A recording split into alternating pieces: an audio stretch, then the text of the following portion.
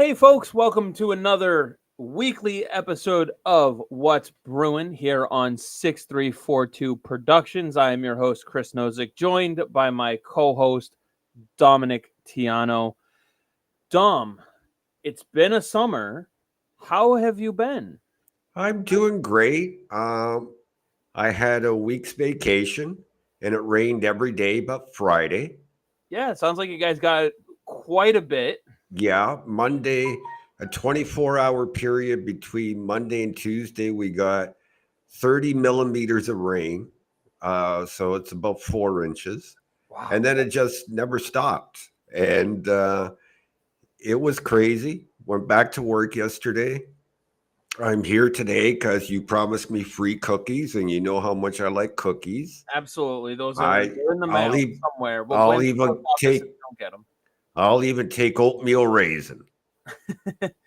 That's Kevin, how much I like cookies. So perfect. My computer has a lot of cookies too, so yeah, well, I keep telling you to clean them out. You know what I did last night before today's show. So hopefully there's no streaming issues and the internet seems to be a little bit better. So we'll rock and roll. We do have a couple pre-sent in questions, although hopefully we get a few people jumping in here with some questions for during the show. So before we dive into the pre-written questions, uh, there was a topic that I wanted to bring up, but do you want to do those first? Questions first? Where do you want to start? Let's start with your topic.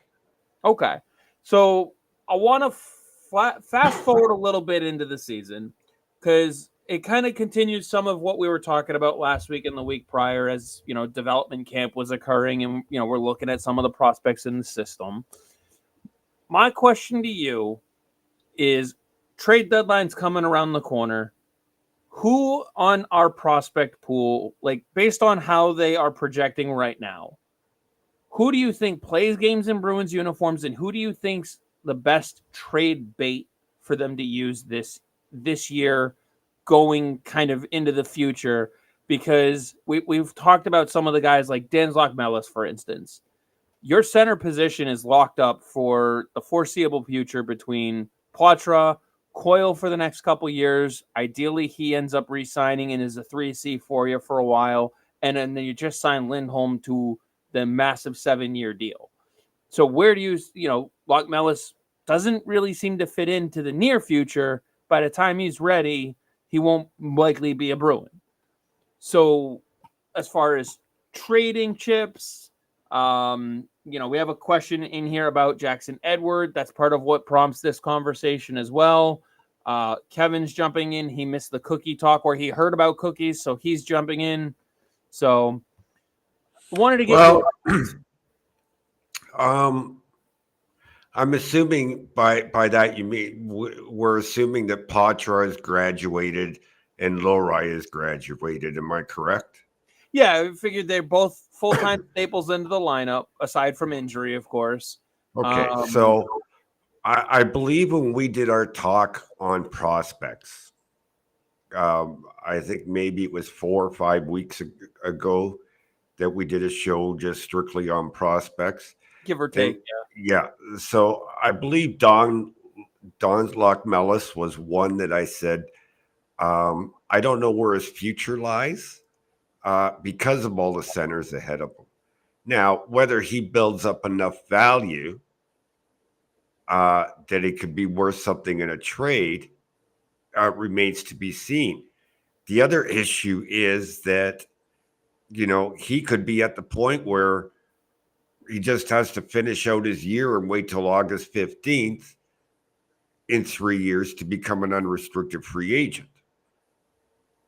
So um, you got to be careful when you're talking about NCAA players as potential trade bait because they might not even ever sign a contract with you and could walk for nothing, right? yeah, yeah. Love Mellis Um, obviously being an example. Like I said, Jackson Edwards was a question that we got. We'll touch more on him in the regards to that question later on. But I know we had talked about him potentially being someone in the near future because you've got Peak and Wotherspoon, who are kind of shorter term guys. Ideally, you lock up Lohrei long term at some point, and then you've got Carlo, Lindholm, Lohrei, and McAvoy for the foreseeable future.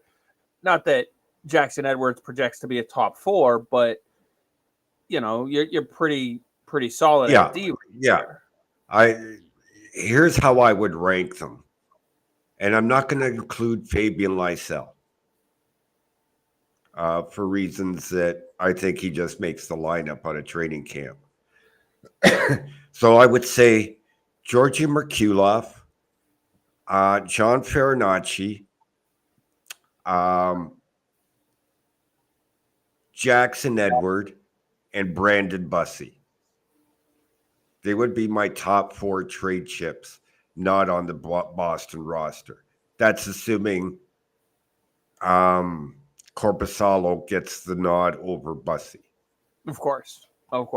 Now, and I know we talked about last week a little bit with the idea that they carry 3 goaltenders. Obviously, if they try to do something like that, maybe they try and squeak Korpisalo through waivers because of the contract. Like, there's a lot of ifs, ands, or buts between now and then. But just kind of that look ahead to, what these guys might be worth on the market. Obviously, it depends on what you're shopping for. I think the thing with carrying 3 goaltenders is a fear of losing somebody to waivers. Waivers at the start of the season is all about timing. They'll have a sense of what other teams are thinking. They'll look at other teams' rosters and say, okay, this is a team to watch, might put in a claim for, let's say, Bussey. Yep. So it becomes a timing thing. It's always harder to claim somebody after the season starts because then you've got to keep them on the roster all year. Right, which is why if you start off by carrying 3, then you're more likely to squeak someone through because it's a definitive decision that they're carrying them, period. Right. So which would make sense to do that. Although I can see it now, the uproar. Why are they keeping 3? So on. Definitely. I think it's hilarious if that happens. I'm almost kind of rooting for it, to be honest with you. Yeah, me too. Just because I want to see the meltdown. I'm all about seeing meltdowns, especially when it's over a nothing burger. That's the funny part. So, like I said, we do have a couple of pre-written in questions, although I do want to make it known that people who are watching can submit questions live while we're here. And we'll kind of jump around a little bit here and there on what we're going to go over. My first question that I received was for a scouting report on the camp invites of Lucas Romeo and Thomas Chiboka. Do you know anything about those names? Because I don't even know what camp are they going to be coming to NHL camp? I have no idea. Did they release a list invited to rookie camp? I haven't seen anything. So that's why I wanted to ask you. So we'll have to do some thinking on that and have something for next week on it. All right. That one came in from Jeff. So, but Ed Marshall writes in, when do we start getting nervous about Swayman? And Swayman is someone that we've talked about for a couple weeks now. I'm not worried yet. And I know you're not worried yet. No, but I'm far from worried. Pose a good question of when should you start to worry? What's the date that you would circle on the calendar? The day of training camp. I don't mean captain's practice or rookie camp. The day training camp starts. If he's not signed, then I'll start to worry. Do you see any potential for a holdout here? No.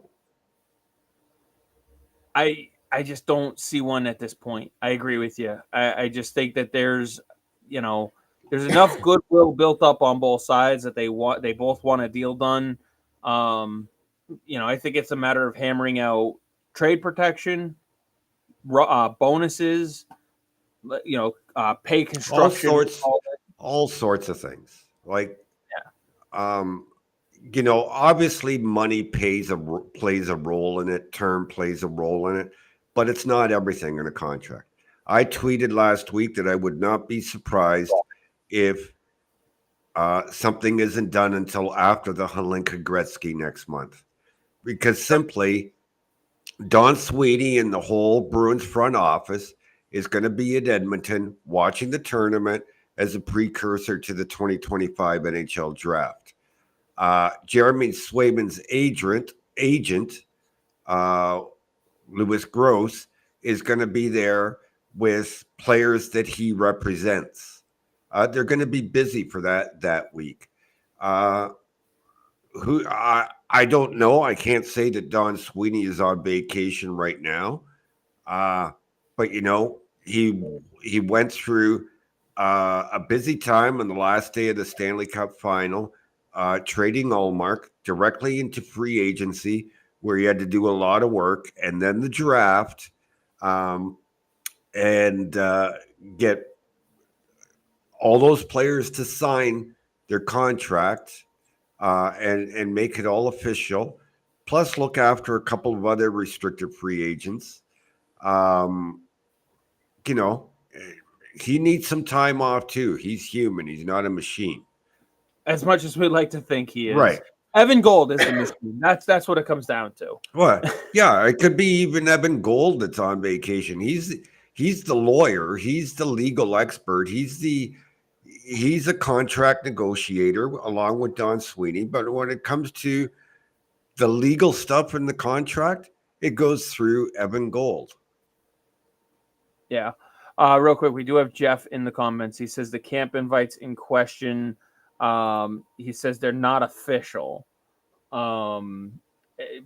Jeff, if you can offer a little bit more as to where you got the names from, if there was anybody else on the list, like just something to give us a little more context, because admittedly, I've never heard those names. Like I said, I'd have to do some digging on them to begin with, but I haven't even heard of anybody potentially getting invites to camp, because camp is what, 9 weeks away or something. 10 for the rookie camp. Rookie camp is before that. Rookie camp would be before that, yeah. That's the other question, Jeff. Which camp are you referring to? Is it rookie camp or is it just regular NHL training camp? Because I, again, haven't heard anything on either of them. Not trying to dodge the question, just want to get you a full answer. So, and then we had another pre-written in question. Someone's looking for the quote real scoop on Jackson Edwards. They read an article, watch some video, they get excited about him.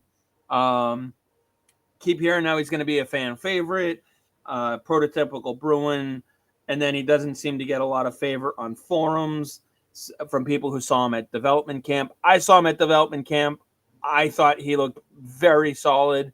And then they just want to know, is this a function of our stacked D core, or is it more just interest in forwards, or is he just getting to be more of a fringe guy?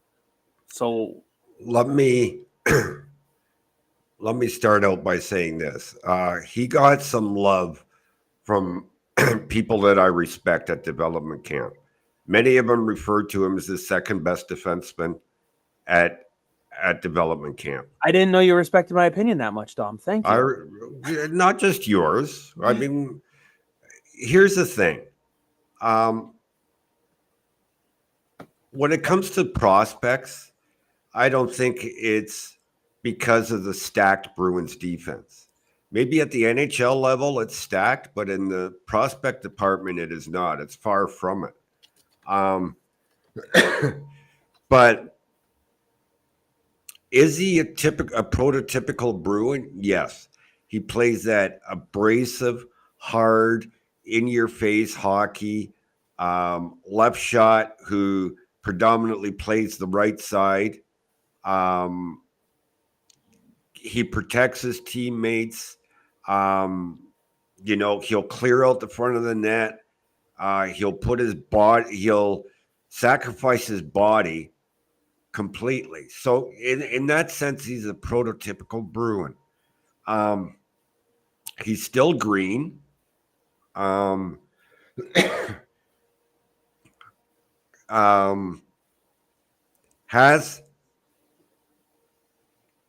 a lot of development ahead of him.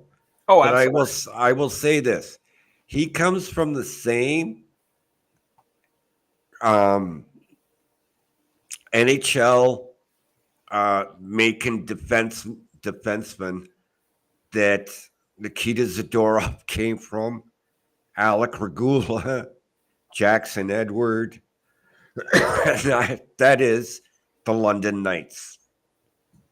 Yeah, the London Knights pump out NHL players, and they're very solid. So I wouldn't say they're the most elite talented because they're not, but what you're looking for is a solid. Honestly, he reminds me a lot of Adam McQuaid. Mike even says Mm-hmm. Edwards just a couple years away. Um, totally agree. Like Dom said, he's got some developing to do still.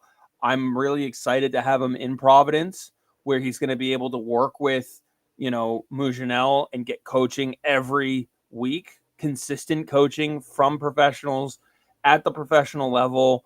Adam McQuaid is still going to be right there involved in his development. Adam McQuaid was constantly working with him, not so much one on one, but they were constantly in communication during development camp. And there's a lot of Adam McQuaid's game, the physical parts, in Jackson Edward. This guy is not scared of any contact. He's No, not scared. The guy's psychotic in that he sense. he was, and I will say this: I talked to a lot of OHL players, and next to Arber Xhekaj, the Montreal draft pick, Jackson Edward was the next most feared player in the OHL to drop the gloves. He's And I, actually semi-talented oh, let defensive me finish. happy Let me goaltender. finish, Chris. Let me finish, please. Okay. I would ask these same players if you could watch a fight between any two players, who would it be? And I did a poll of about I think 75 of them, and it was almost unanimous. Those two guys. And then one night, London was in Brantford. They were playing each other, and they were nose to nose. And here's two guys, both like 6'3", 6'4", 200 pounds, feared fighters in the OHL, ready to drop the gloves. And like literally, their noses would have touched if it wasn't for their visors. And it wasn't even the linesman. One linesman and one referee got in between them and broke it up. And then Xhekaj had to go against somebody else. I can't remember who it was. But I'll tell you, everybody wanted to see that fight. He's a So, psychotic on yeah, skates. It's Happy Gilmore. he is. Now, I will also say this because Jackson Edward is also a COVID player. He missed time because of the pandemic and lost some development time. But when the London Knights drafted him, they drafted him as an offensive defenseman. Okay. His first year, and you got to remember, he started as a 16-year-old. He didn't put up a lot of points. He barely put up any points. His second year, um, he did very well. Now, not what I would have liked to have seen, but he was also um, cast in a more defensive role because he was playing with Sam Dickinson, who was a top pick this year, uh, behind uh, Isaiah George, who's an Islanders draft pick, and um, Oliver Bonk, who's a Philadelphia draft pick.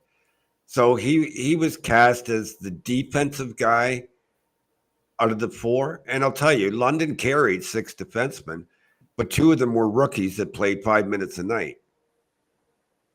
There was one game in the playoffs where the number 5 and number 6 defenseman played a minute something in the game, and the other four split the ice time. So I think there's more offense there. I don't know if they're going to get it out of him, but that's what he was drafted as. Yeah, I mean, if he can get that offensive touch back, and the Bruins find a way to get that out of him, I mean, he is a solid, solid defenseman. We were talking about trade chips earlier. He is not someone I would look to be giving up, because if you can get him that offense found again, even as a stay-at-home shutdown defenseman, I mean, he's maybe 2-3 years away from the NHL right now. Depends on the jump that he makes going into Providence. And depending on how that jump goes, he's a couple years away. And if the timeline fits, like, he's one of the few players in our system where the timeline fits perfect. Like, if Fabian Lysell can make the jump the way that everybody wants him to, then the loss of Jake DeBrusk, at least from the offensive side, is almost all but negated, because you lost a right winger, you filled him in with another right winger who can produce offensively as a top six player. The overlap was perfect. Now, defensively, you might have something to fill in on, on the PK and stuff like that. But that's what we're potentially looking at with Jackson Edwards. You transition from Wotherspoon or Peak right into a Jackson Edwards as a third pairing guy. It also keeps the cap hit low on your third pair. So I think where the depth in Boston hurts a player on defense, because Jackson Edward can play the right side as a left shot. He's done it for a year and a half. It's Frederick Brunet, because he's going to be locked. He's going to be blocked by Lindholm, Zadorov, and Lorei. yeah, it's going to be interesting, and depending on how patient those two players are willing to be. I mean, you got Zadorov now for 5 years. I don't think either of them are 5 years away. I think they're much sooner than that. It's not impossible. Real quick, shout out Court joining the program as well. So Hi, Court. In Court. Just wanted to highlight some of the comments here. Still working with Jeff to try to get the notification from where he saw those names. So I'll try and keep you updated as well. But like, it's not impossible to go out and trade Lindholm or Zadorov or someone like that in a couple of years. I feel like Lindholm is less likely to be dealt because you targeted him the way that you did. You gave up a good chunk for him, and he's someone that you, like, body-wise, want to keep around. Now, fans want to trade the hell out of him, which I don't understand. I think it just comes from a sheer lack of understanding what he has to offer. But Zadorov, that I don't want to say the contract will age badly, but his type of game, if you can get a peak 3 years out of him and another team finds value, you don't have to be afraid to pull the trigger on moving him out. Right. Okay, so I got it. So here's the thing. This is rookie camp, not development camp. So if there's a prospects challenge and the Bruins are going to take part in Buffalo, we haven't heard any news yet. And usually Buffalo doesn't announce it till, well, sometime later this week, if we go on past history. So NCAA players are not allowed to participate, simply because they will be in class and they cannot leave class to take part in it. Unlike development camp where they can. If they do, if for some reason it happens before classes start, they are allowed to attend for 2 days and have everything paid for by the Bruins, and if they stay longer, they have to pay the rest of the way themselves. So basically you're eliminating NCAA players. The Yeah. Bruins obviously are going to be shorthanded, and that's why we see all these invites. We had 3 goalies invited last year because Svedebak was in college, couldn't participate. Reed Dick was injured, so they invited 3 goalies because they have to fill a roster. Yeah. So And it doesn't seem like it would be worth. no, these aren't invites to look at signing somebody. Like if you look at last year, okay, Adam Matura was an invite at rookie camp, but he was also invited to development camp. So when you start seeing guys that are invited at development camp as an invite and then the rookie camp, then there's interest from the Bruins. Right. Yeah, you want to see that double invite. Otherwise, it really becomes a, a filler body at that point. I mean, That's all it is. yeah, they would be sending guys to the development camp so they could watch the guys they already have. But like you said, they have to field a roster. And so at a certain point, you have to fill in the rest of that roster. It's kind of like you need to have 90 contract. Well, you don't have to have all 90, but you need to field an NHL roster, an AHL roster. You need to have guys in the system who are going to replace them. So, people get, you know, up in the air about like an Alec Regula extension, thinking, well, what's he going to do for the Boston Bruins? It's not so much the Boston Bruins. You need him to be in Providence, and you're trying to build the right roster down in Providence as well. So, comment from Court. Everyone liked the stream. Hopefully, everybody likes it and they subscribe to us on YouTube because we are no longer going to be able to stream live on Twitter. So we're trying to move everyone over. Subscribe for when we go live here on YouTube, which we're going to do throughout. I think Tuesdays seem to be a solid day for us, so we'll probably keep the Tuesdays. We might fluctuate during the season during Tuesday games, but we'll keep everybody posted on that. And then Kevin is asking, fans want to trade who? I was talking about Hampus Lindholm in that scenario, Kevin. But there's a lot of people. I mean, I've heard trade McAvoy. I've heard trade Carlo. I've heard trade Lindholm. It's all nuts right now. It's everybody who thinks they can do the job without a vacation because it's a lot easier to do it when you're sitting in your recliner. Mm-hmm. And they have no earthly idea how a negotiation actually happens. I don't think there are any other major moves that Sweeney has. I know people really wanted Daniel Sprong, and he went and he signed with Vancouver. No, there is one that fans are talking about because just this week he's been linked to the Bruins again as Rutger McGroarty. Yeah, that would be a trade though. That would have to be a trade, but I wrote about it a couple weeks ago. Winnipeg is in no hurry to move him. They own his rights for another 2 years. Yeah. For crying out loud. They're in no hurry to move him. They can move him next year and get a better package for him than they can right now. Right. And then go ahead. The Caps are also rumored as being involved. They were close to a deal until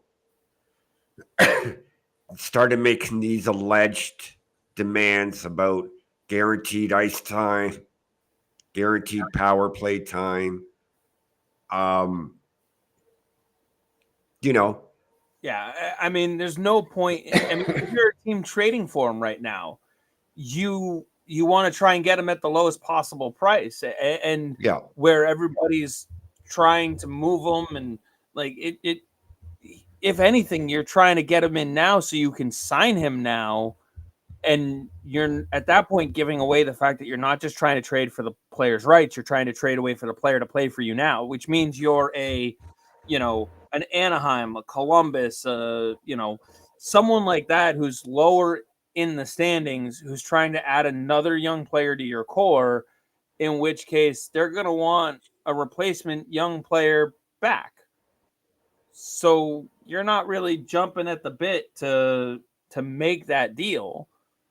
No, and the big thing for me is if there is truth, any truth whatsoever, to his demands, then I don't want him on the team. I wouldn't want him on my team if I was general manager. If we have time later on, I'll get into some stories about um, Bruins draft picks that didn't turn out or were making unnecessary demands or stupid demands. We'll save that towards the end if we have time because I've got some doozies and some of them will make your head spin. And you know, if there's any truth, again, any truth whatsoever to his demands, I want no part of him. I don't care how good a hockey player he is. Yeah, no, it just doesn't jive. And I don't think Don Sweeney would want any part of a player who makes those kinds of demands either, because that's just not how the Bruins operate. No, never Uh, have and never will. Kevin says the gibberish from Bruins fans, LMAO. Hampus stays for too many reasons. Yeah, I mean, we all know what those reasons are. As Court says, they have no reason to move him now. Both Hampus, Lindholm, and he probably was referring to McGroarty as well. And then he also adds in the Bruins will invite a couple guys for PTOs. We'll get into that in a minute. Sign Swayman and see who can fill in on the right side from the farm system. And then Jason has a good question. Do you think Poitras is a lock at 3C, or is there a chance he ends up starting in Providence? I'll let you take that one first. Um, I don't think he's a lock, but he's the leader. Um, I wish I knew this summer what I knew last summer about his training and what he was doing and what he was going through. Unfortunately, he's back in Boston, so I don't know what he's doing. But a year ago, I said, like, don't sleep on this guy. He could make the roster in training camp, and sure enough, he did. But if he's not 100% and he's not able to put in the training that I know he's capable of, and even adding more bulk to the, what is it, 8 or 9 pounds he's already put on, Yeah. I could see somebody giving him a run, whether it's Georgi Merkulov or John Farinacci. Yeah, when they first were taking the ice at development camp, I looked over at Ian. He's got his own channel, low quality Bruins fan, does a fantastic game recap every game. Good, met him for the first time in person, but I've known him for a while. He's also on the Short Shift Pod. I looked at him though, and I said, "Does Poitras look bigger to you?" And then we looked down at the sheet, and we had to look up what his measurements were last year, and we were like, "Yeah, he looked like it was a visible 7 or 8 pound difference." And that's with the shoulder injury, of course. So given his work ethic, which you raved about last year, given where he is now, I don't know. Maybe 3C might even be shortchanged. I hate the designation of 1C, 2C, 3C because we threw that out the window when it was the Bergeron line, the Krejci line. It's the Zaka line, the Krejci, the Coyle line. That's how this team looks at them. But I would say, barring injury setback, Poitras on this team out of camp. I just Yeah. don't see anybody beating him out for a center position. That being said, Poitras doesn't have to go through waivers. And this was an issue last year that you and I talked about when they only had, I think it was 2 waiver exempt players on the roster. And that might be why we don't have someone who's designated as that right wing 2 spot, because they're trying to leave it open for a myriad of possibilities. You and I talked about Trent Frederick having that role. I think we both have fairly ruled out Merkulov. I know you Well, said he's a left shot. He's never played right I know wing. you said you went back and looked and said you never saw him play on the right side, Never. which I've never heard of him playing on the right side, so that would be a first. There's so many possibilities because Geeky can fill that role, but I do think that Poitras is one of your four centers going into the season. You got Lindholm, Poitras, and I don't even know if Beecher's a lock for the center role because Kostelik can play that role and he's good on draws. Beecher can kick over to the wing. Jones, you could see. I would not hate Jones on Poitras' left. We've talked about that. If Frederick ends up on second line right wing, Jones moves up, Beecher moves to left wing, Kostelik in the middle, and Brezo on the right side on the fourth line. And that's totally possible. Honestly, I'm the one who's sitting here going, I'm low on Brezo. Now, I want to see him in camp before I definitively, I don't want to say write him off, but I'm not a fan of what I saw from him in the playoffs. You know that. Neither am I. I've spoken plenty. I've been shit on plenty of times. I just refer to one thing where Sweeney over and over this offseason has used the phrase that they need players that arrive on time on the forecheck. And that is not Justin Brazeau. No, and not at all. And I think you would see a better result of that type of thing from a Trevor Kuntar, for instance, between the two. So I think there's a real battle there. They just extended Mark McLaughlin. He's a legitimate candidate to take a right wing spot on a bottom six role. Again, this is all going to come out in the wash in camp because you can pencil any of these guys in and I can go, yeah, I can see that happening. So yeah, but it's almost a lost cause to discuss it before camp. Right. As far as Poitras, though, I wasn't sure how he was going to be as far as the injury. I think he's a lock to make this team out of camp. There was no hesitation, no hindrance. There was nothing.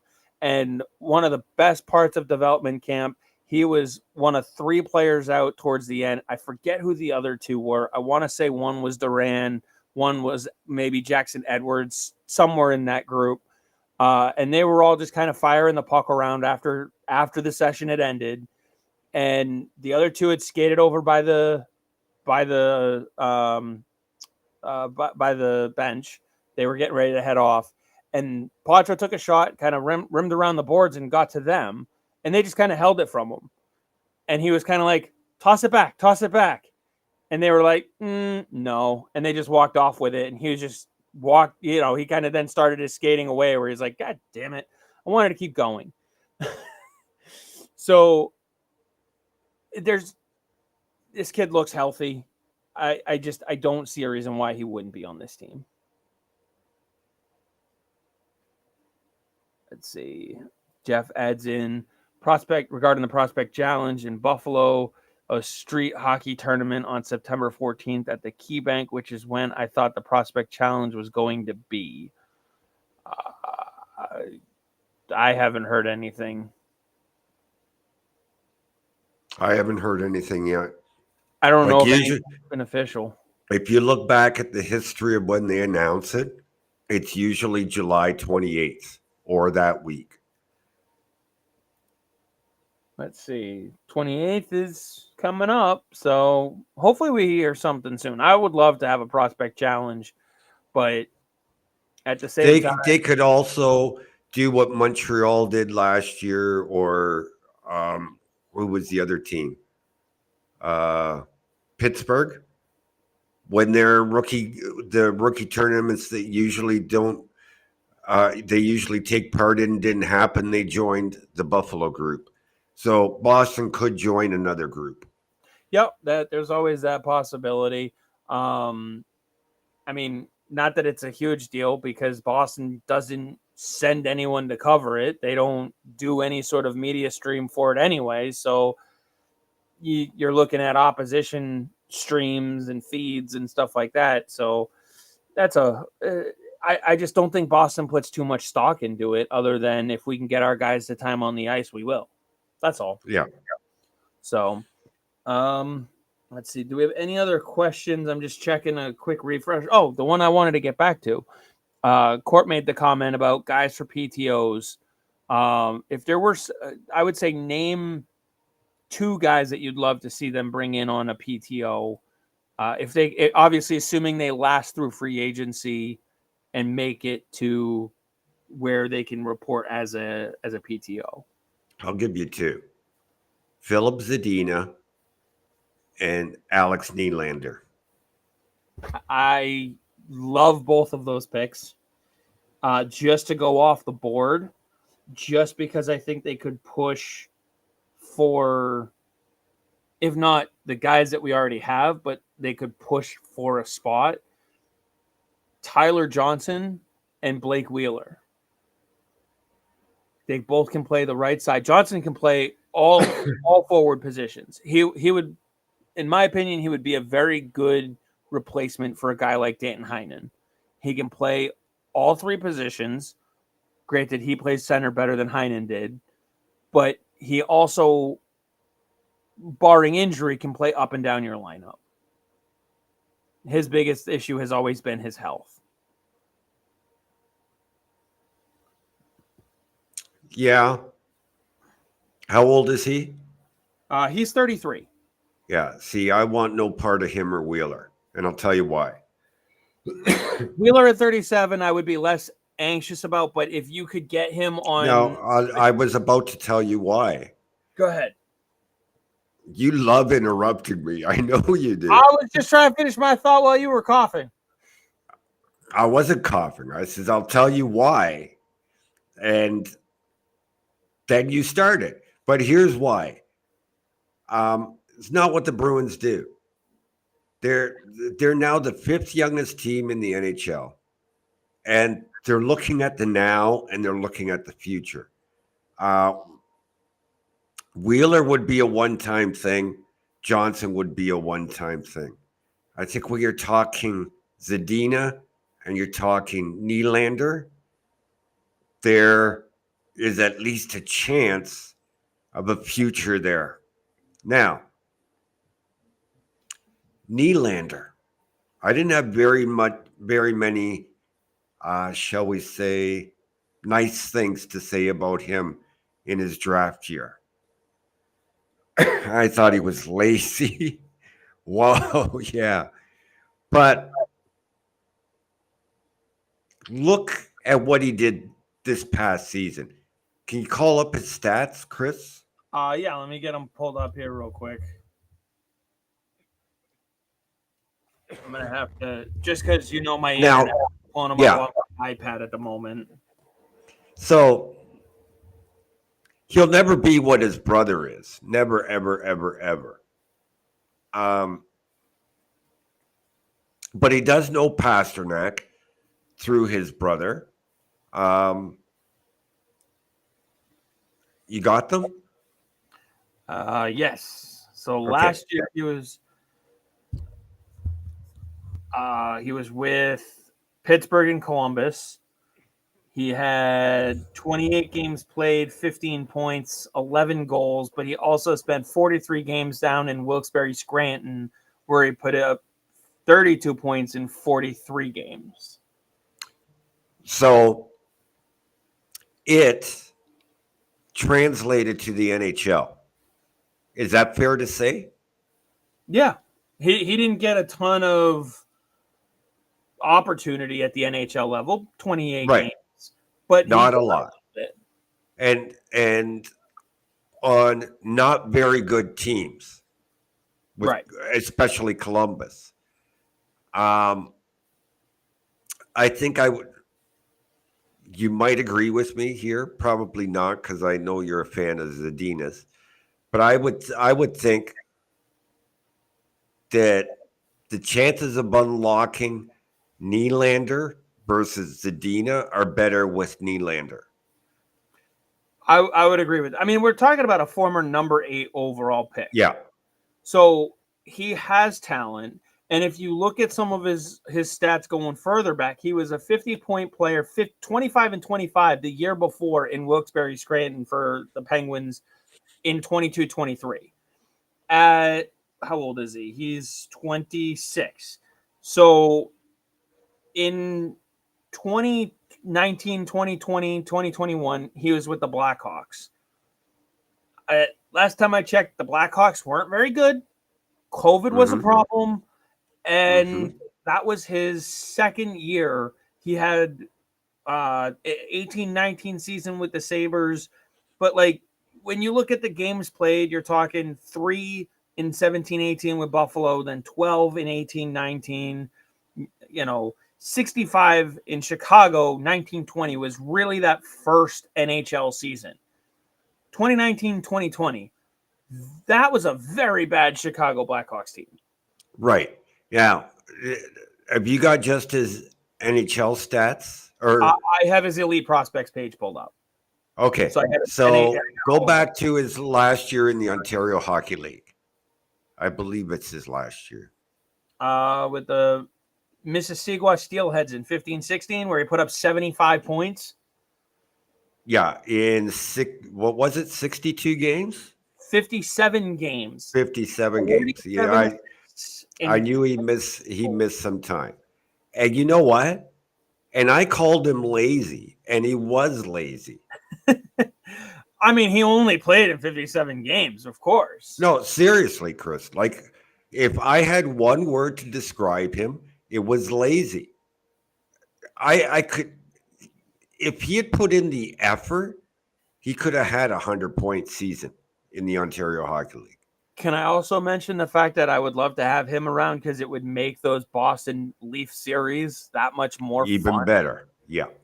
Like, imagine if we got to say you may have the better Nylander, but we have the one who wins. Right. Now, is there anybody else out there? Like, I really want no part of Wheeler. I can understand that. Again, I'm talking strictly as a PTO. Yeah. See what he can do. I wouldn't mind. I'm trying to think. I mean, there's other guys. I mean, Sprung would have been a nice one. Dominique Kubalik is another name out there. Be interesting. Um, And Sprung signed for $775,000, was it not? I believe so. That sounds right. Yeah. Big Mike says, "What about Jacob Verana for a camp and fight?" I want somebody younger who, if they win the spot, great. If not, then let Lysell and the other guys battle for it. So not Giordano. No. 40. What is he? 41 now? Elite Prospects has him listed as 40. Okay. He and Joe Pavelski are both out there at 40 years old, although Pavelski officially retired, though. He's not an option anymore. Let's see. No. Mike also says there was rumors that there would be no Prospects Challenge this year, posted on HF boards a few weeks back. Apparently he's a little bit behind in the stream, and apparently the all caps was a mistake. All right, no worries there. Not that they need the bottom six help, but I'm kind of surprised Kyle Okposo is still out there. Again, it's the age thing. Yeah, at 36. Let's see. So the younger guys that you have out there, I mean, they're all 24, 25, 26. Let's see. Did Oliver Shillington ever resign? No. So, not that you need a bunch of depth on defense. You already have a bunch, but that's someone, if you can get him and start him in the American Hockey League, I wouldn't be opposed to it.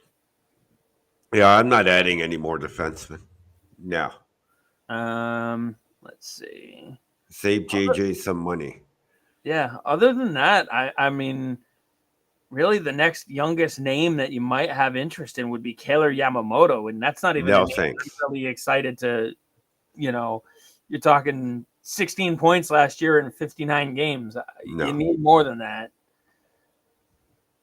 You need guys who are going to be able to find the back of the net. That's where, Sprong, Pavelski, Johnson, those names come along, but those are all the older guys. So Kubalik at 28, I guess, but he's not what he used to be either. So No, think about where this team has come in the last couple of years. They went from one of the oldest to the fifth youngest team in the NHL in a matter of 2 seasons. yeah, that's a real incredible feat for Don Yeah. Sweeney. And people want to rip this guy for sucking at his job, air quotes, doing heavy lifting at sucking on his job. I'm glad you mentioned that, because forget all the work that he's done this season. Wait till next off season, okay? Where, if my guess is right and the cap gets to 92.5 million, and Chris will tell you I'm usually right on these things. Yeah. That after signing Swayman to his extension, they will have just over $22 million in cap space next year. And here's who they have to sign with $22 million in cap space: Brad Marchand, Trent Frederick, Morgan Geekie, John Beecher, Mark Kostelik, and Mason Lohrei. Yeah. You think $22 million is enough? Hell yeah. Room to go shopping again. Oh, yeah. I mean, I guess the question begs to differ.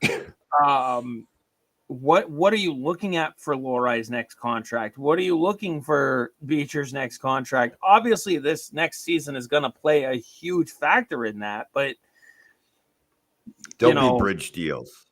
That's just bridge it. Deals. They're going to be bridge deals because people want to get through to the next CBA negotiation. Mm-hmm. They want to have lockout protection, maybe even the season after that, and then go from there.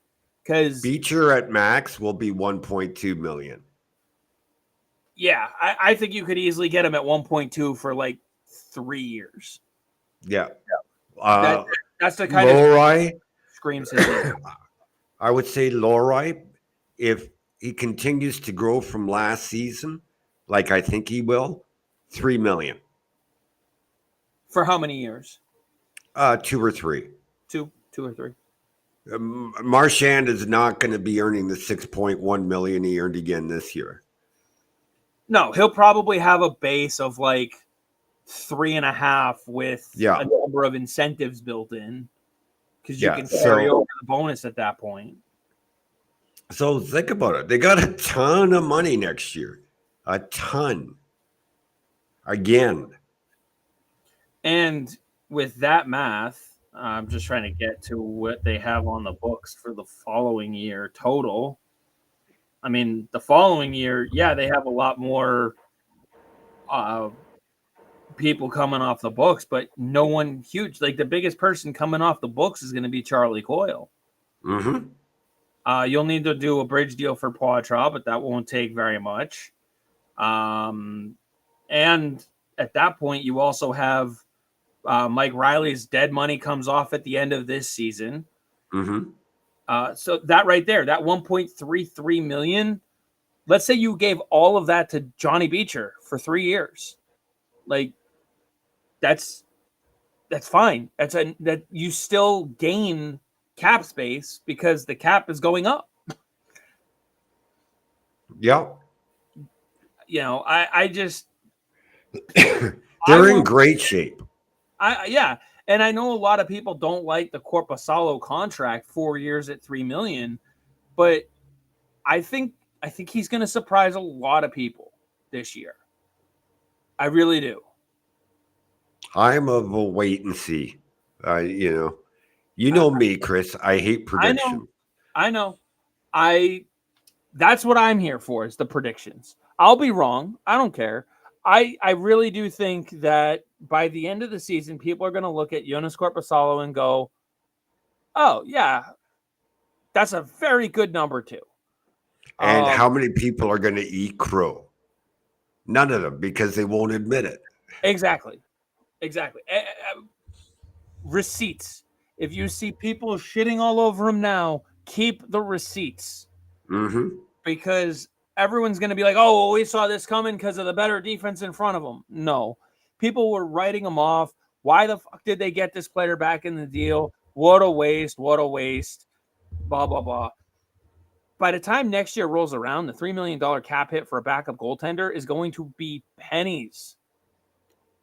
Yep.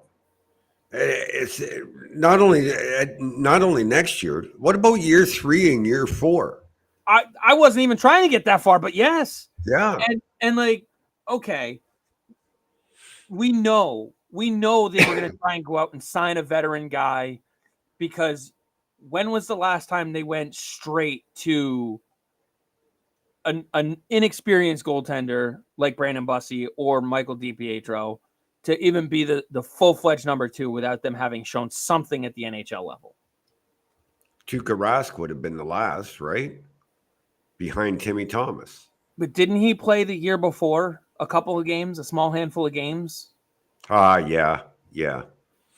Like he was coming in, but it was like a 12. I want to say it was like a 12-game sample, and they looked at it and they said, "We think he's ready." And then he came in, and then he took the job from Tim Thomas, and then the following year, Tim Thomas took it back. Yeah, I can't remember. Something like that. Something like that. I want to say this though, because of Swayman, since he came up. So I'm seeing a lot of people say that $8 million is too much for Jeremy Swayman. 8 years, $8 million is way too much. There are other podcasts that are ripping on that amount, so on and so forth. That's not the way you can look at a contract. It's not 8 years, $8 million, $8 million cap hit. It's 8 years, $64 million. The cap hit doesn't mean anything. So let's say you signed him to 1 year, $7 million, and tried to negotiate in good faith on an extension beyond that. That 8 years, $64 million now became 8 years, $72 million. Mm-hmm. Okay. So that brings the AAV up. Not to mention the cap going up makes the AAV smaller and smaller in terms of a percentage of the cap later on. Exactly. Okay. So $8 million may be too much this year, but in year 2, it's less. In 3, it's less. In 8, it's nothing.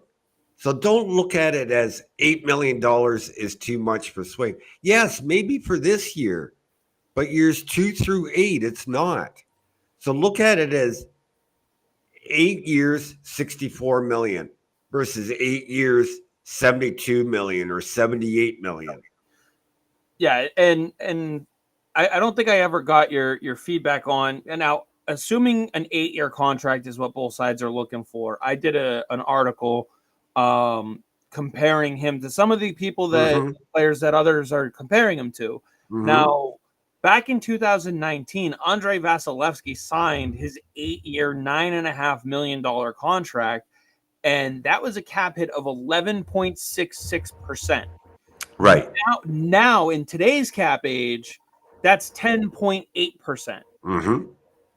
I did a little bit of comparables, and with the projected cap value for this season, because at the time, we were going with there was some projections in there and that sort of thing. Right. If he signs an 8-year deal, first of all, you're buying more unrestricted free agency from him. And so it's going to cost you as a team more to do that. Now, you'll end up being able to save a little bit because you'll have trade protection put in there. You'll be able to. Well, hold on, though. This is where there's clarification. Swayman's 25, right? Yes. Okay, so he can't have trade protection for 2 years. Has to be 27. Can you put it in the contract now for 2 years down the road? Yes, you can. Okay. So the first 2 years of the contract have no trade protection. Just to make sure everybody's clear on that. My general point still standing. There would be trade protection in there for him, even though you can't write it into the contract. You'd be stupid to trade him in the next 2 years anyway, and he knows that. He would want full trade protection once it's able to kick in. Mm-hmm. He's going to want the money structured in a way where he's not screwed over if there's a lockout. So Right. if you're going the full 8 years, the 10% of an 8.8 cap would be $8.8 million. Mm-hmm. Now, Vasilevsky, when he signed, yes, he had a Stanley Cup. Well, you didn't win one this year through no fault of Jeremy Swayman. I mean, the guy still led the entire playoffs in goals saved above expected, and he was out in the second round. So, through no fault of his own, you didn't win the cup. But with that same projection-ish, you're floating close to $9.5, $10 million, brought down a little bit because of trade protections, the way the bonus structure is, so he can have his lockout protection. You reasonably could bring it down to about, I went with 10.3-ish% of the cap, which would put you at $9.125 million. And also, if you do that math out, it's I'd have to do the math real quick, but it was a nice round number in there. It was like I think it was like 75 million or something like that. 74 maybe. And then as the cap goes up, that's going to get lower and lower. I don't see an 8-year contract. I think there's going to be some sort of bridge deal. You look at Connor Hellebuck. He signed a 5-year bridge deal. That's the next best comp. And then he just signed his 7-year deal at 10.18% of the cap. This season, the 24-25 season, he'll drop to 9.66% of the cap. Hellebuck will. So that shows you how much it can drop in one season. It can, but I wouldn't consider Hellebuck or Vasilevsky comparables. There's no perfect comp. That's the other thing. Well, I want to make that very clear. I mean, not a perfect one, but you've got to think somewhere between Sorokin and Saros is the comp, because so Sorokin, Vasilevsky for how many years was almost unanimously considered the best goaltender in the world. Oh, absolutely. I agree with you on that. Vasilevsky signed his deal at 25, which is the age Swayman is right now. Sorokin just signed his 8-year deal, and he only had 12 games played in the National Hockey League by the time he was 25. So no one, when I say there's no good comparison, no one has had roughly this many games, with the exception, Connor Hellebuck has had roughly the same number of games, or close to a similar number in games, as Jeremy Swayman by the time they were both 25. But Hellebuck didn't have the same amount of success individually or numerically, and he played more games. Sorokin, was it Sorokin? Yeah, Sorokin played in like half the amount of games as Swayman by the time he was 25. And his numbers weren't that, they're all comparable, but they're not as close as you think when you look down at them.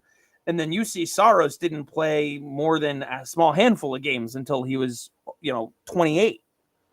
So the guys that people are using as comps, none of them had the same type of season as Swayman, with the exception of Andrei Vasilevsky. And even then, to your point, Vasilevsky was so far above his colleagues that it's almost unfair to use him as a comparison. But the numbers are closer. I don't care about stats. I've never cared about stats. It's about projection. When the players are this young, it's about projection. Do I think Jeremy Swayman will turn into an Andre Vasilevsky? I think it's possible, but I wouldn't bet it. I wouldn't even bet $1 on it that he achieves that level. I wouldn't. I think We're talking about goaltenders at age 25 are just coming into their own. So you can't compare them to other 25-year-old goaltenders or what other goaltenders did at 25. It's about projection. And I think that's how Jeremy Swayman is going to get paid. Is this, we know you're our number one goaltender. We may not play you 62 games this year. We may ease you up to it over a couple of years. We might play you 50 this year, 60 next year, and 65 the year after. Yeah. Because going from, what's his career high, 44? Yeah, 44 this past year. Going from 44 to 60 is a big jump. Yep. In one season, and then expect every game in the playoffs. That's how they're going to pay Swayman. Now, real quick, Jeff says, I see him signing a bet on himself kind of contract. I think that's what he's viewing this past year as. The arbitration contract that he got this past year was him saying, we'll do it this way, the difficult way. I'm going to shove it in your face that I'm worth more, and then we're going to do the contract for the term that I want to do. Mm-hmm. So I think he's already done that, and he's proved it. And to Dom's point, they're going to ease him up to a 60 game a year guy. And I think with Korpisalo, it's very possible that way. Big Mike also mentions Frederick could get expensive. Jeff then adds, Freddie would need to score 20 at least to sniff my $5 million. In my opinion, he could do it, but I don't know. What do you think Frederick's ceiling could be if he were to win that second right wing spot?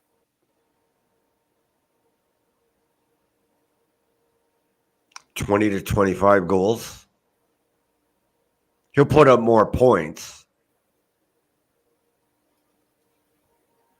I mean, Freddie really only gets expensive if he starts to find the back of the net consistently. Yeah. And I don't think Frederick is a 30-goal scorer. No way. Not on a regular basis. He may hit 30 one time in his career because I think 20 to 25. I think he's more of a 20-25 guy. And that consistency, that's why I'm not sure how well he fits long-term on that second line right wing position. I think he would be a good Band-Aid solution until you can see what you have, or let's say something sets Poitras back with the shoulder injury, and you want Merkulov to get that left wing spot on the third line. Well, then you can move Frederick up to the right wing spot. They have a lot of versatility, which is a lot. I think one of the most underrated, if not the most underrated thing that Don Sweeney has done with this roster. There is so much versatility, so many guys who can play multiple positions. The guys that don't play multiple positions, aside from the goaltenders, are the guys that you really don't want to. I mean, you could literally put a line of Marchand, Lindholm, Pasternak out there, and they're all slotted in their right positions. And then everybody else out there, you could feasibly jumble up and down the lineup, side to side, or in at least two other positions. Yep. How many other teams have that kind of versatility? Not many. Well, you'd be surprised. They do, Chris. Like a player, lineup, though? a player today is not a one-positional player. For the most part, no. But I'm just saying. You look at William Nylander in Toronto. Okay, played a lot of center till he got to the NHL level.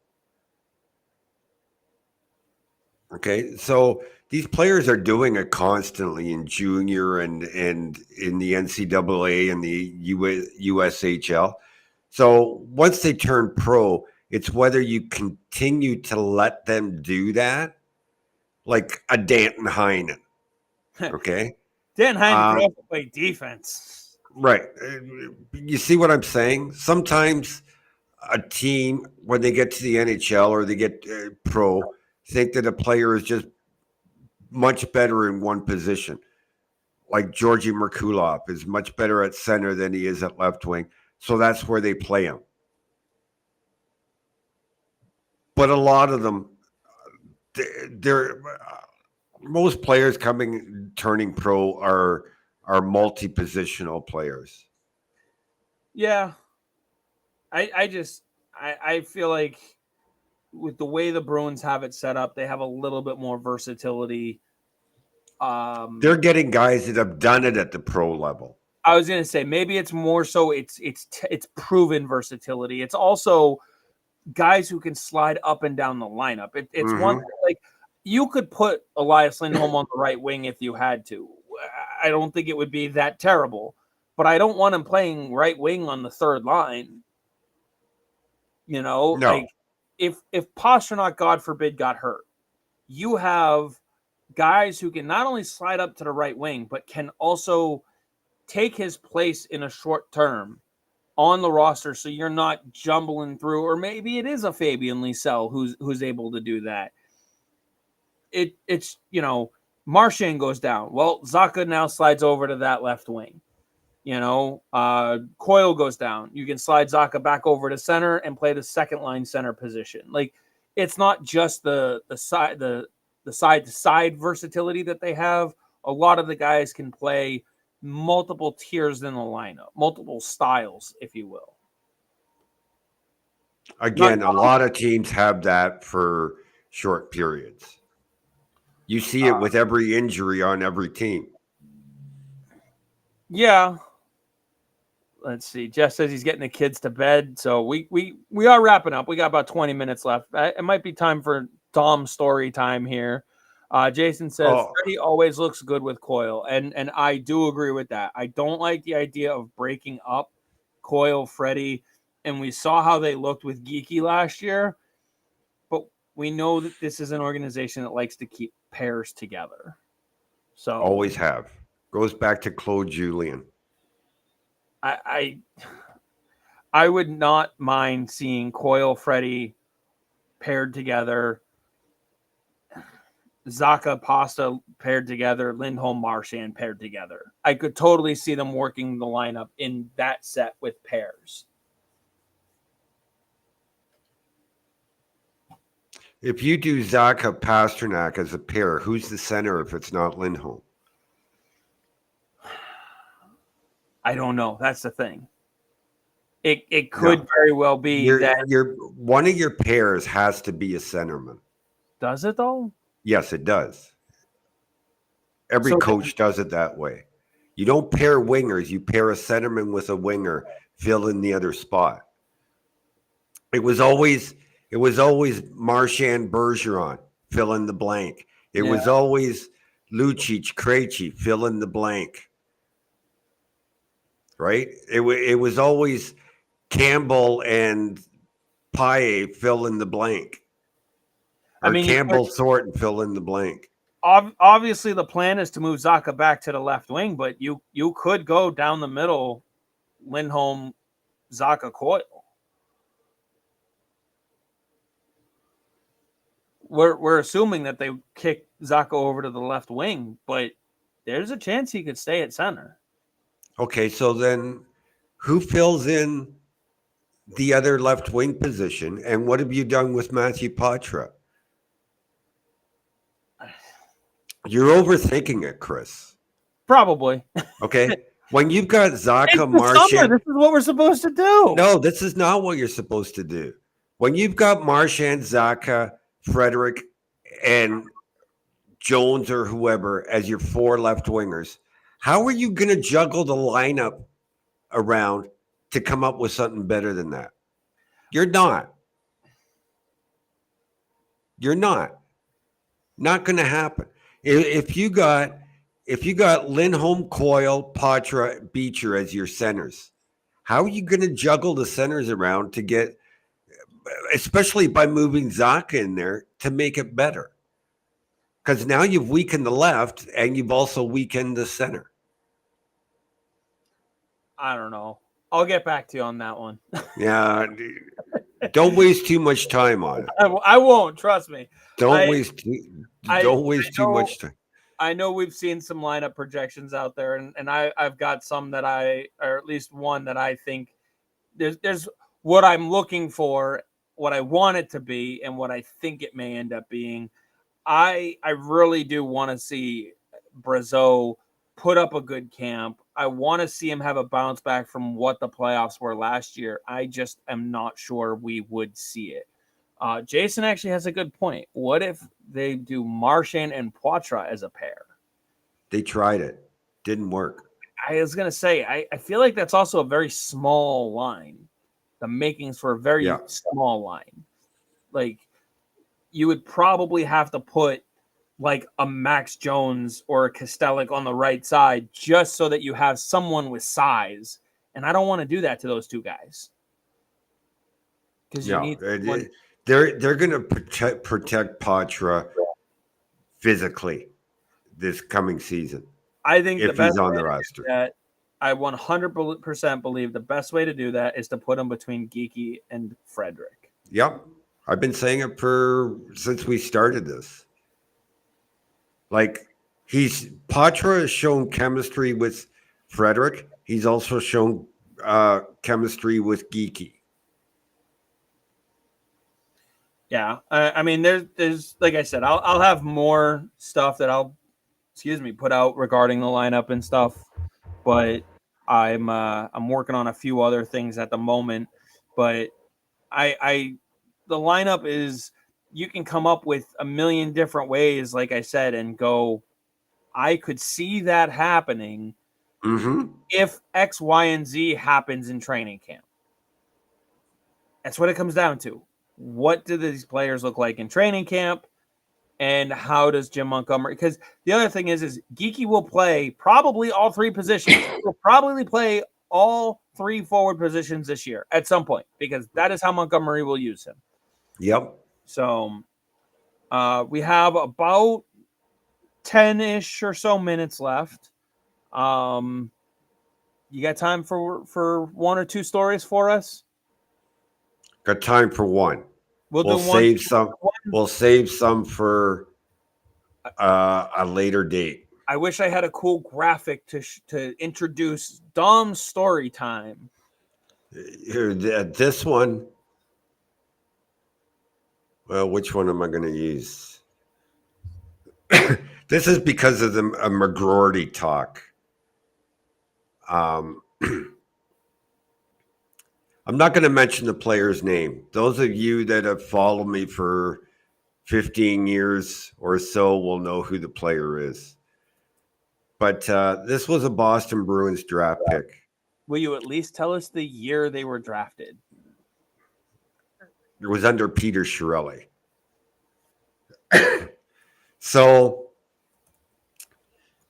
the Bruins drafted this player, and immediately after his name was announced, I said, this guy will never, ever sign a second contract with the Boston Bruins. And here's why.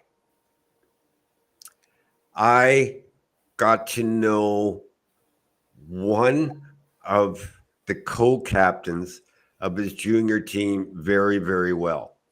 Like, we would text each other on game days, or we still text. And this is like 15 years later.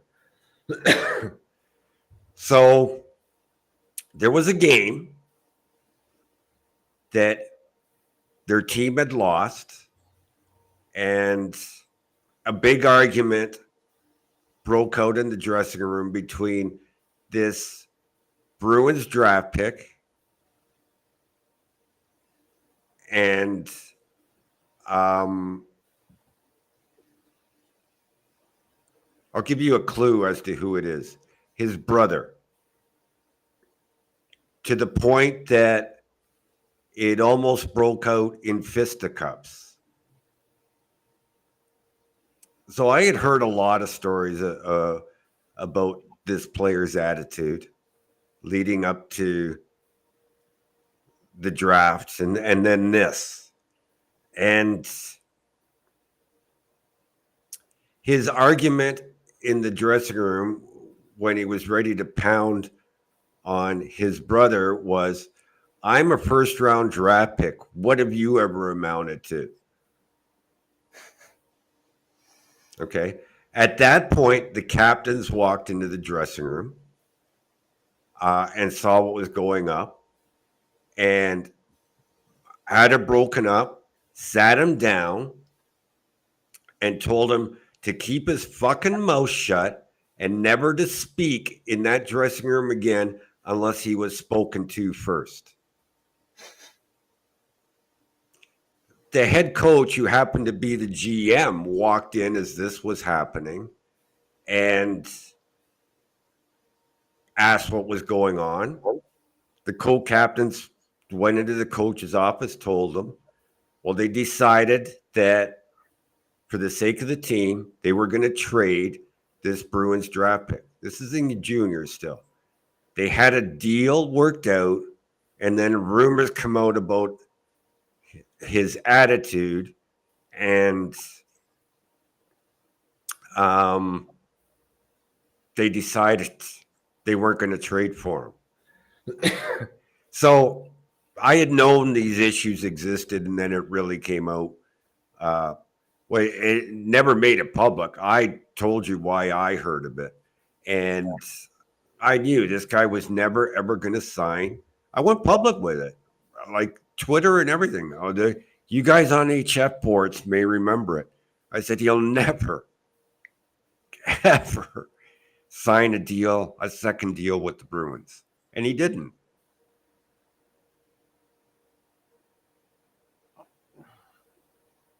I'm very careful about players with attitude problems. I'm just trying to think of. I want to try and guess as to who it could have been, but I'll tell you who it is because people who know me know exactly who it is, and it'll eventually come out. Dougie Hamilton. Okay. Marty Williamson was the coach and GM in Niagara, worked out a deal with the Sudbury Wolves to trade him there. And when Sudbury heard that there was some issues, said, no, we're not making the deal. He was told to shut his fucking mouth and never to speak unless spoken to first by the co-captains of the team. Kevin says it was him. Kevin, you wouldn't have been able to say that. You'd have been too busy eating. Yeah. I ruled you out right away. But Air Force One did get it. Yeah. So, what was I going to say? So, a player like McGroarty, that's why I say, if there is any truth to the stories about his demands, I don't want any part of them. And I mean, I could tell you stories about other players that the Bruins had drafted that never made it to the NHL because of perceived problems. And some of them I saw firsthand. Yeah, I know we've all heard your story. I'm better than fucking Jake DeBrusk. Yeah. Like, can you just imagine any player doing what Hamilton did? Yeah, like it was definitely in the Bruins locker room. Was Zdeno Chara there? I can imagine them trying, but they would immediately just be cut. Like it would be, you're gonna keep doing this, done. Yeah, like here's Chara who wouldn't let the word rookie be used. Who was the captain who told him to shut up? There was two. They were co-captains. I'm sorry. Who were the two? I don't want to mention names. They it was told to me in confidence. And well, now we know who the player is. We can go look up who their captains were. Well, you could if you want to take the time. I don't know if you'll find it. I'm just curious because that was really good leadership. Like I'm curious to know because those are the two guys that I would sit there and go, I want them leading my team. Now, you know who else was part of that team? Ryan Strome. Yeah, Ryan Strome went 5th overall in that same draft.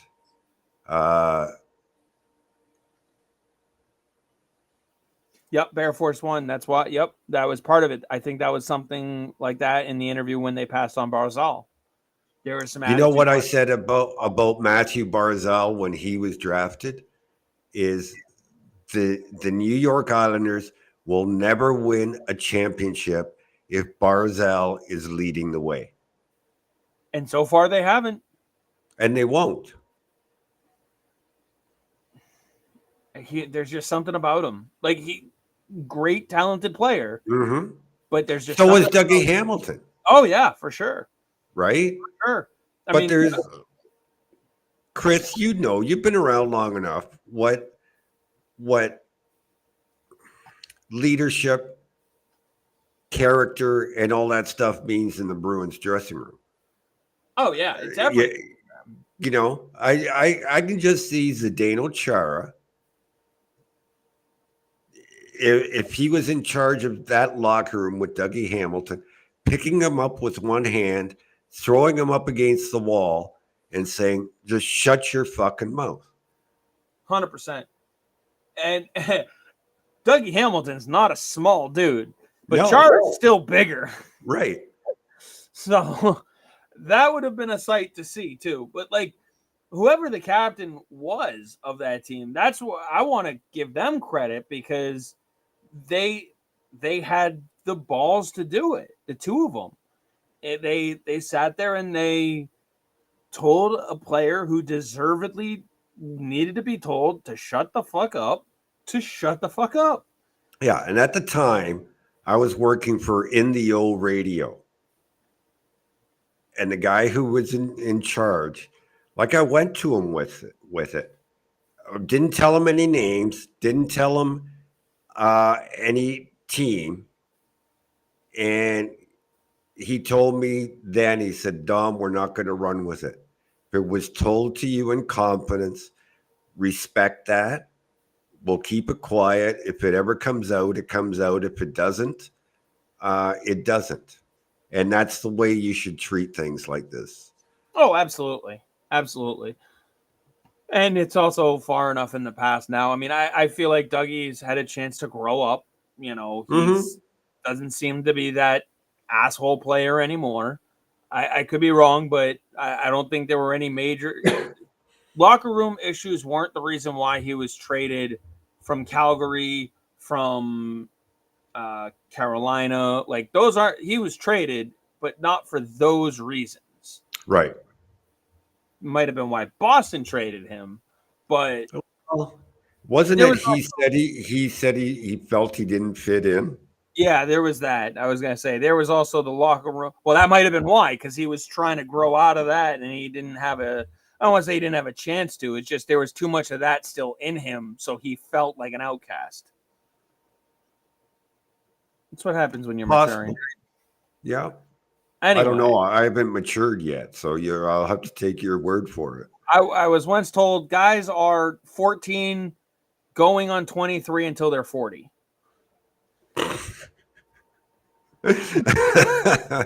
Okay, I can see that. Something like that. I don't know. I probably messed that one up too.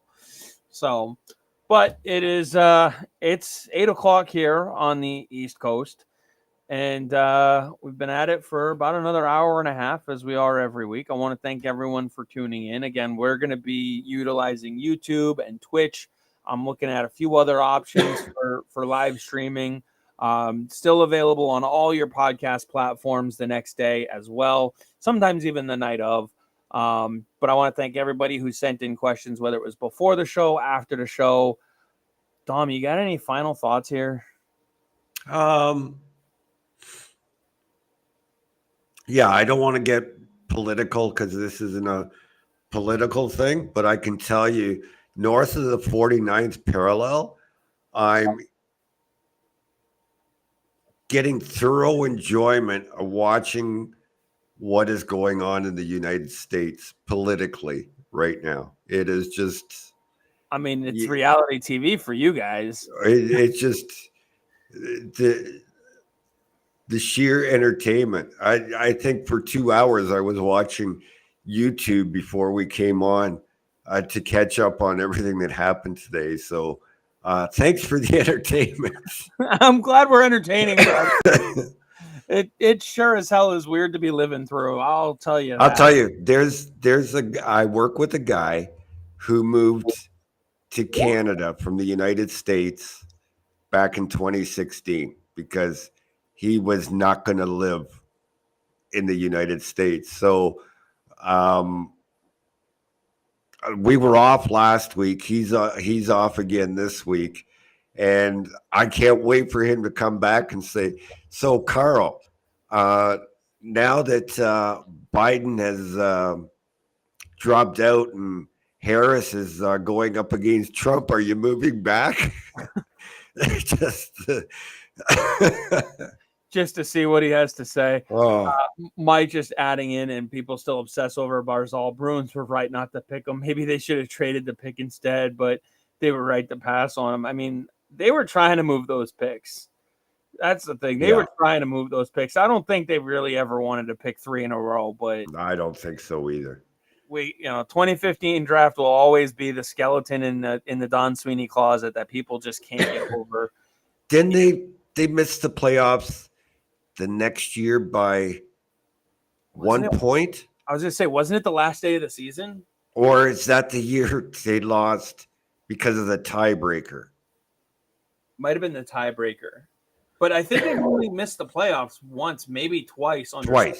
Twice under Sweeney, right? Well, once was the 2015, right? But he had only just taken over. Yeah, I don't know how much you can really say how much of that was his team, but yeah, I guess technically he was in charge of it. So sure, we'll call it twice. But I don't think you can really count it. But see, this is why I think you hit it on the nail on the head, Chris, is because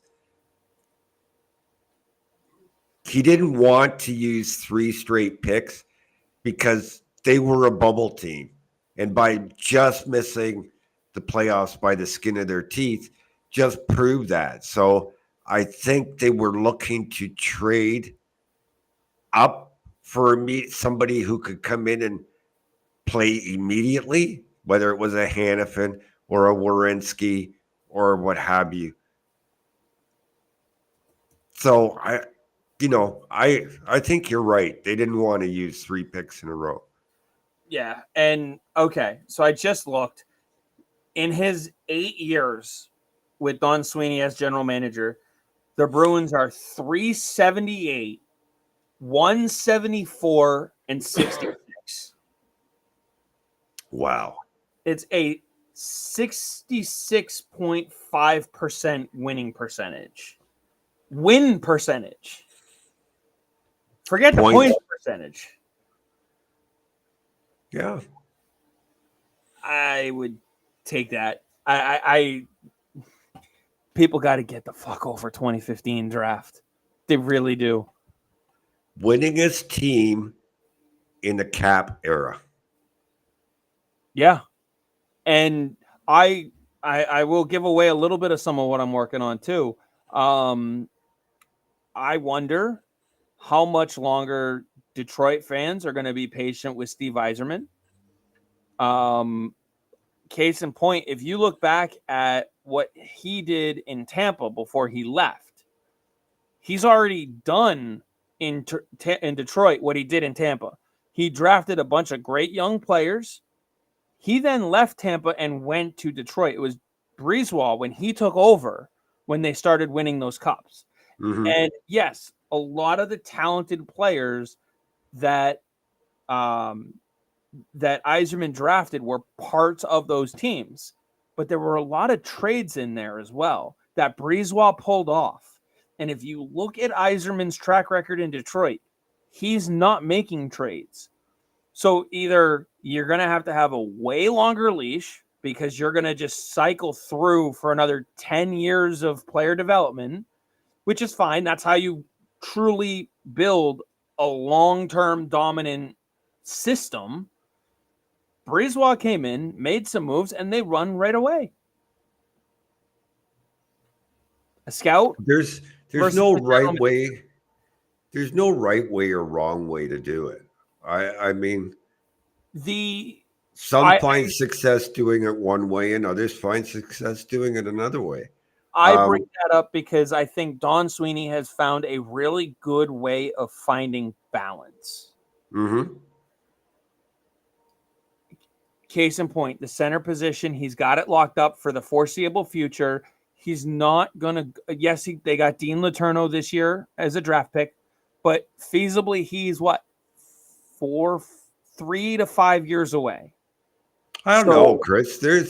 I hate to put a prediction on it because there's experts much smarter than me that think he's one and done in college. I it's don't see possible. it. I It's don't possible. see it, but Sure, it's um, possible. And that's when you readjust, and that's where you have options. That's where you have a right. guy like Pavel Zacha who's capable of kicking over to the wing. Hmm. I mean, I like Charlie Coyle down the middle better. However, he's capable of kicking over to the right wing. And I think if Dean Letourneau becomes a one and done player in college and he's able to compete because he's going to have the body to do it, if he's able to compete at the NHL level in 2 years versus 3 or 4, you very well could see Charlie Coyle kicked over to the right side and then not re-signed after his contract is over. Hmm. And Those, again, yeah, you talk about how balanced Sweeney is. Like I already mentioned, that they're going to have $20 million in cap space again next summer yep, with just a couple of guys to lock up. yep. I think he's found a very good balance between what Vegas does and what Yzerman is doing. Hmm. Like you said, neither one are wrong. It's just it's going to take Yzerman another 5 years to get to a point where their prospect pool is so solid that guys are just filtering in from it at the NHL level. Yeah. That's okay. That's how you get to the playoffs for 25 years in a row. Nor you do it the way Tampa's doing it. But we'll dive more into that. We've got another show next week. We've got plenty of summer to cover all that. I think I already asked you, but any final thoughts? No, I think I gave it and we went on about it. So, yeah, that's it for me, other than go